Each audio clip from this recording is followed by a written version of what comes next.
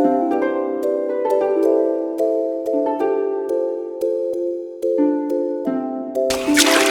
will definitely be green.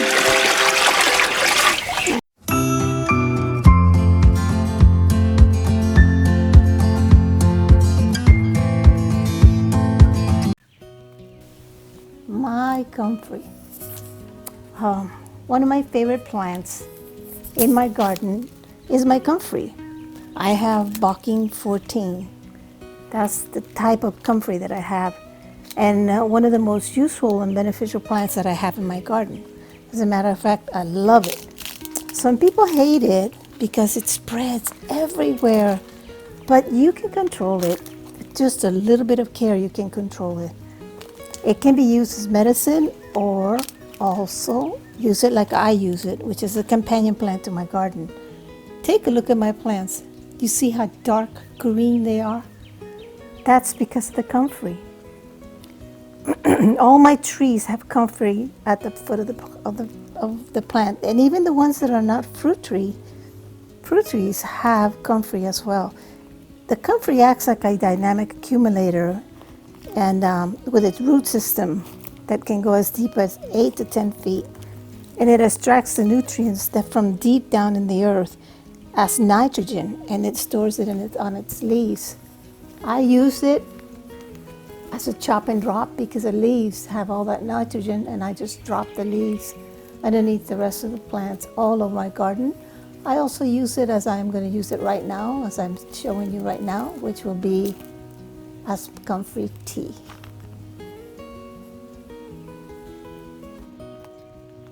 Okay. This is a perfect example. Red plum. It's a red plum right here. And look at the comfrey right next to it. The comfrey dwarfs it. But being that it has a comfrey, this little plant next year is going to be triple or maybe 5 times the size of that. Last year, this was a twig, and I put the comfrey right next to it. And it's now one of the most beautiful apple trees. It's a very expensive apple. Can't seem to remember the name. I have it written down somewhere, so I will look it up and write it. But look at it. Isn't it gorgeous? Look at this. Every single one of these trees. Look at it. It's so tiny. Wait until next year. Look at the size. The width of that is the width of the rebar. Look. But because of the comfrey, see the width? But because there's a comfrey here, it's going to get very nice and thick. There's also a comfrey plant on that one. Comfrey plant on that one. I have comfrey and a comfrey plant on that one. Where is it? That one. I have comfrey plants on all my fruit trees, and this is what, even this one right here, right there, even over there, that one has around 15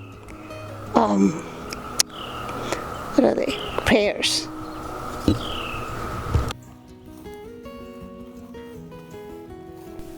Now I'm going to show you a part that I never show you because it's always overgrown.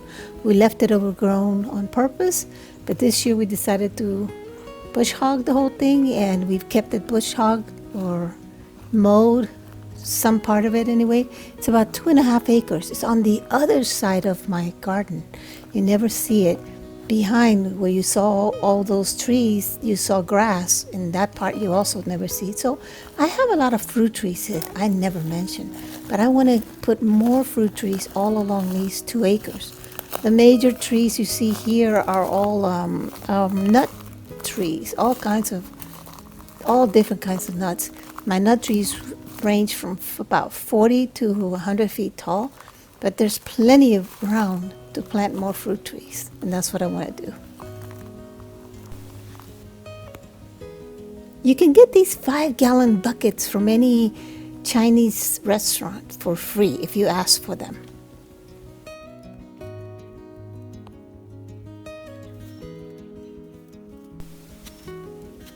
I just cut, or I have my husband this time, cut the comfrey from the top, leave about 6 to 8 inches you don't damage the comfrey. We do this around 4 times in the season. The season's starting in about April, May, when the comfrey starts to come out, to about October, November. So it grows so fast and you can cut it 4 times. What I do is 2 of those times I chop and drop, and I just leave them right where it is underneath all the rest of the bushes. And the other 2 times we gather them like this, just put them in these 5-gallon buckets and fill them with water and let them sit, cover them and let them sit in the sun for anywhere between, the least you can let them sit is 2 weeks if you want to use it, because I used them at 2 weeks. I needed it to be very mild because I'm using it for the very gentle, tiny little seedlings that I don't need it to be really strong. But the longer you leave it, the stronger it'll be. You can leave it up to a month, 2 months. The longer you leave it, the darker it'll get and the stronger it'll be.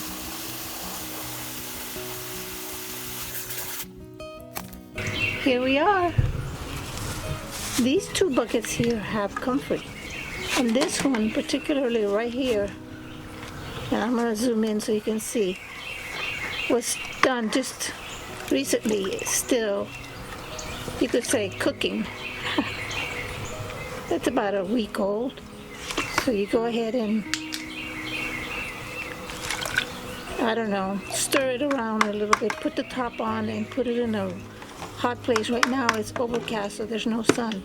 But you put it somewhere because it's gonna smell. We have here in this other one, okay, right there. This one's about 2 weeks old, so this is the one we're gonna use right now. I'm gonna take it, and I want my husband to show you that we're gonna pour it into this 50-gallon drum, which is clear water, by the way. You see it dark like that because of the algae that grows on it. Since I don't put anything on it, but look, it's absolutely clear. So once we dump the comfrey to that, it should be something like 1 to 20 maybe. I don't know, I never measure it. See, it will definitely be green and algae. I know there were some pieces there, but they were not able to get them all, but that's okay. When we take thank you, baby. So see, this whole thing, this whole barrel is going to be used to water my plants. Let me show you.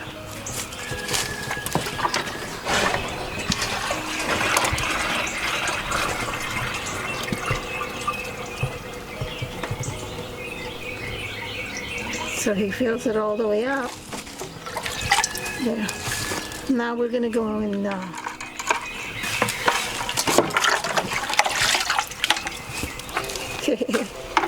That's very good. So we're gonna go and feed the hugelkultur. Let's go.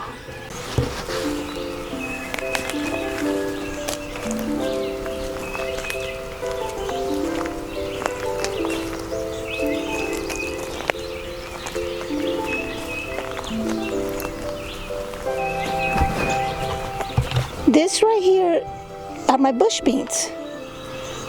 So we're going to feed them a little bit of comfrey tea.